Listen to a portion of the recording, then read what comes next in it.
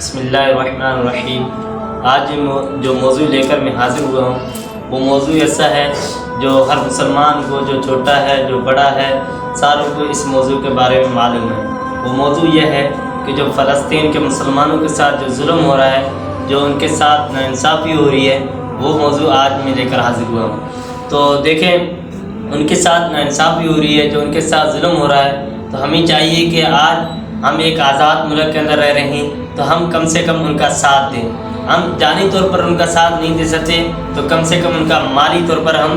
ساتھ دیں۔ ہمارے جو حکمران ہیں بڑے، جو ہمارے اوپر مسلط کر دیے گئے ایک طریقے سے، وہ اب ساتھ تو نہیں دے رہے ہیں، تو ہم عوام ہیں، تو ہم عوام ان کا کس طریقے سے ساتھ دیں، وہ آج میں موضوع آپ کے سامنے لے کر حاضر ہوا ہوں۔ پہلے تو یہ بات توجہ سے نوٹ کر لیجئے کہ آپ ساروں کو معلوم ہے کہ وہاں پر کیسے لاشیں پڑی ہے، روڈوں پر ایسے پڑی ہے، کوئی ان کو اٹھانے والا بھی نہیں ہے، ان کو ایسے کٹ رہی ہے لاشیں، اور پتہ نہیں کہ ایک بم کے اندر کتنے چھوٹے چھوٹے بچے، جو بالکل ہی چھوٹے چھوٹے گلابوں کی طرح جو کھلے بھی نہیں ہیں پوری طریقے سے، وہ بھی بچے ان بموں کے نیچے آ کر ہلاک ہو گئے بچے ایسے۔ اور جو مائیں اکلوتا بیٹا تھا، ان کو بھی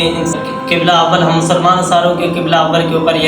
نثار کر دیا چھوٹے چھوٹے بچوں کو۔ اب ان کے لیے ہم مدد کریں ان کی، اور جو اس کے لیے ساتھ دے رہے ہیں، جو ڈونیشن اس کے لیے جمع کر رہے ہیں، کم سے کم ہم ان کا ساتھ دیں۔ وہ یہ ہے کہ ہم الحمدللہ ہم 12ویں والے بھی ہیں اور 11ویں والے بھی ہیں۔ اب 11ویں کا مہینہ چل رہا ہے اور بہت سارے اسلام بھائی 11ویں بھی کر رہے ہیں، تو میں ان کو یہی مشورہ دینا چاہوں گا کہ اپنے جو 11ویں آپ لوگ کر رہے ہو، وہ کم سے کم آپ فلسطین کے مسلمانوں کی نام کر دو، ان کے حوالے کر دو کہ حضور صلی اللہ علیہ وسلم تو مسلمان جو ہیں ان کی مدد کرنے کے لیے ہمیں تو ارشاد فرمایا ہے، اور کئی ایسے حدیث پاک ہیں جو حضور صلی اللہ علیہ وسلم نے ان کی مدد کے لیے ارشاد فرمایا ہے۔ تو حضور صلی اللہ علیہ وسلم نے یہ بھی فرمایا کہ خیرات کرو، صدقہ کرو، تو ہم اس کی نیت سے مسلمانوں کی مدد کریں۔ ہمارے پڑوس بھی ہیں تو اس وجہ سے ہم ان کی مدد کریں۔ ہم 11ویں کے جو پیسے ہم اپنے گھر کے اندر نیاز کر رہے ہیں، تو ہم وہ جو چھوٹے بچے وہاں پر جو لاشیں کٹ رہے ہیں، وہاں پر ایسے طریقے سے بالکل ہی گری ہوئی ہیں، جو ان کو اٹھانے والا کوئی نہیں ہے، تو ان کی مدد کے لیے ہم کم سے کم